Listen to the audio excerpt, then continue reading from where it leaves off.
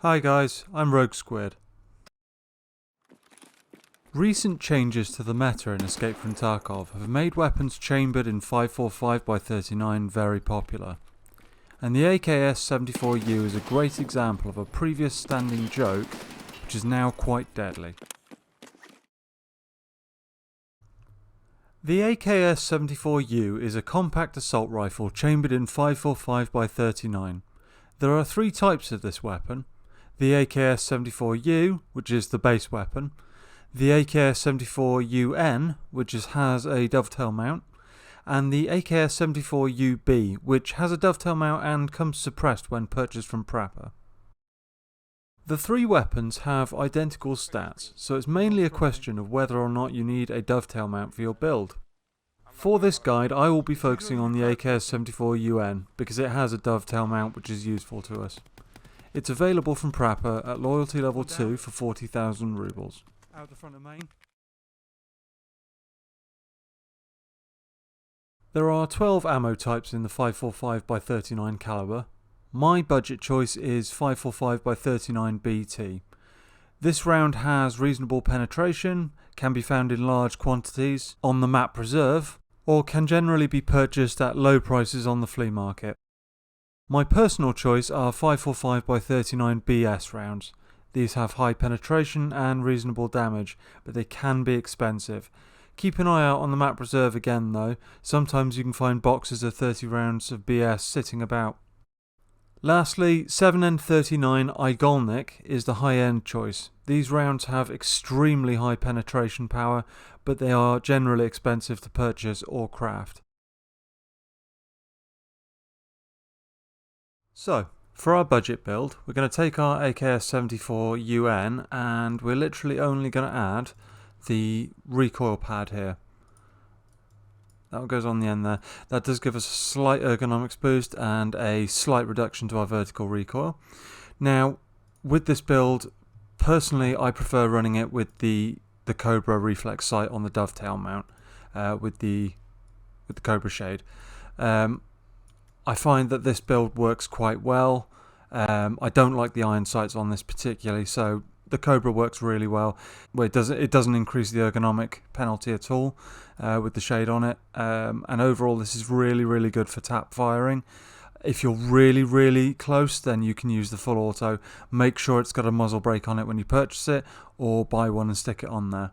Overall, this comes to 43,800 rubles for the weapon with the recoil pad, and another 10k for the Cobra. It's got 83 vertical recoil and 69 ergonomics. This is just about as cheap as you can get with this caliber. It's a really effective budget build, this one, if you're willing to just use it semi-auto. So for our mid-tier questing build, we've got the AKS 74UN here, and we're going to remove the stock handguard. That's all we're going to take off. We're going to put the B11 handguard, this one here, on, and the recoil pad, and we're going to put on an AFG grip underneath there, brings the recoil down a little bit more, and we're going to use the PBS4 silencer. Now this one it's got a bit of an ergonomics penalty, but it does improve the recoil overall, and it is pretty quiet, that one. So after that, add a torch or laser to the side and a sight of your choice. Again, I suggest the Cobra. That works quite well on this build. Overall, this build comes to 78,600 rubles. It's got 76 vertical recoil and 56 ergo. Again, really effective. This one can be used in close quarters fully auto or tap firing at longer ranges. It'll really dominate if you use it in the right way.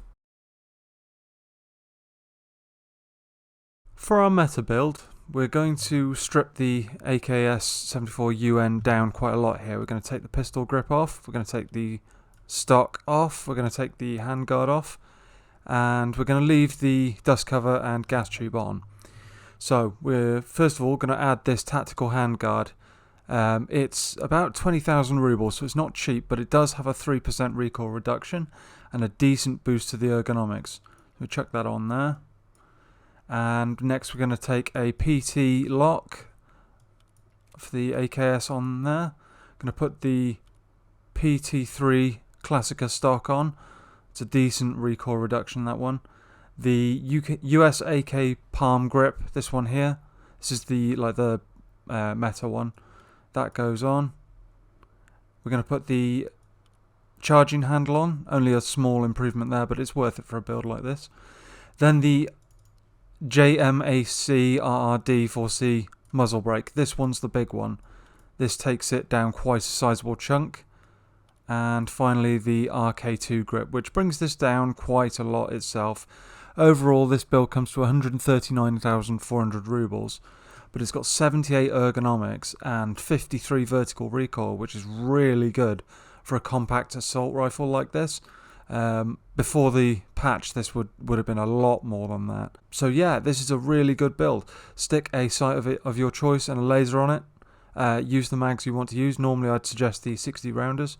And this build will really dominate at close to mid-range. It's a properly powerful bit of kit, this one. And finally, the optional extras to go with these builds. To start with, the sights. Now, everyone knows that the Cobra sight, either the dovetail mount version or the standard version with the shades, they're both really, really good sights. They are one of my staples these days.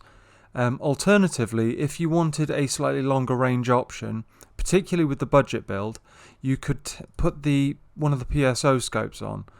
These do have a bit of an ergonomics penalty, but they do give you a 4x magnification, and they are pretty cheap overall. To use one of these, you do have to strip the dust cover off though, because otherwise it won't work. Everyone knows that the Cliche and X400 are my two torches of, well, two tactical devices of choice. These two are both pretty cheap, both have 2 torch modes and a laser mode. You can't really go wrong with these two. There is also the Goliath handguard, this one here. Now, this works on all 3 of the AKS 74 versions, but personally I don't like this because it limits the type of muzzle devices you can put on. It does give you extra rails on top for tactical devices and sights, but it does really badly limit the muzzle devices you can use. You can't put most of the suppressors on, you can't put some of the muzzle brakes on, so personally I avoid this and buy the B11 handguard instead. There is also the B12 mount. Now this works with the B11 handguard. It attaches to the side of it, giving you another rail on top. You can also attach a torch or flashlight to the side of it. This is a good option if you wanted to mount a sight along top here, if you didn't have the option of a dovetail mount, for example. And finally, the B18 mount. Now, this attaches to the dust cover. Let me show you. This attaches in this gap here to the standard dust cover. Personally, I really don't like this mount. I find it makes the weapon way too tall.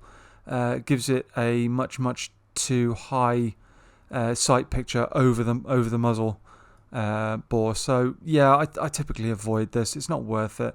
I'd prefer to use a Cobra mounted to the dovetail, for example.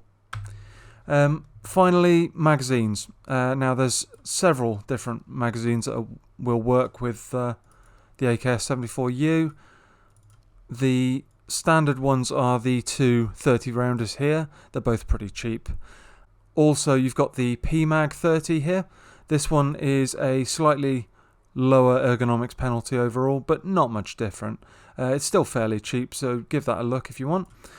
And also you've got the 60 round 6L31s. These are the bad boys of this caliber. You've got 60 rounds to play with. They are quite a high ergonomics penalty, unfortunately, and the load and unload and check speed modifiers are also quite damaging, but if you want to put a lot of rounds down range, these are the ones you want.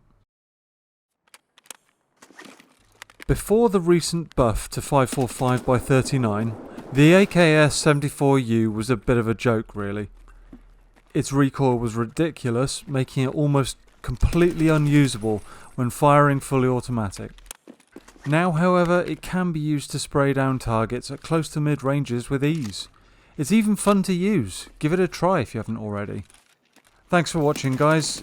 If you enjoyed the video, please give it a like and subscribe for more. Cheers.